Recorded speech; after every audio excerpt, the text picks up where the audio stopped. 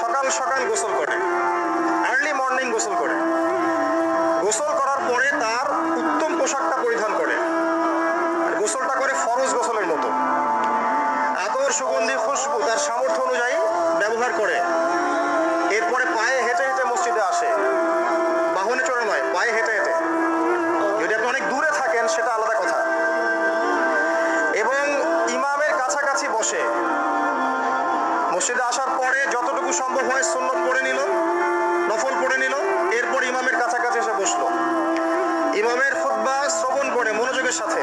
খুতবা শ্রবণ করার সময় কাউকে কষ্ট দেয় না।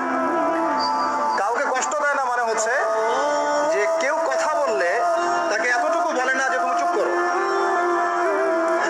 কোনো কষ্ট দেয় না। ইমামের খুতবা শ্রবণ করে, নামাজ পড়ে ইমামের সাথে। এই ব্যক্তির আমল নামায় নবী সাল্লাল্লাহু আলাইহি ওয়াসাল্লাম বলছেন যে প্রত্যেক পদক্ষেপের বিনিময়ে 1 বছরের নফল নামাজ আর 1 বছরের নফল রোজার নেকি লেখা হয়। জুমার এই সমস্ত নেকি নষ্ট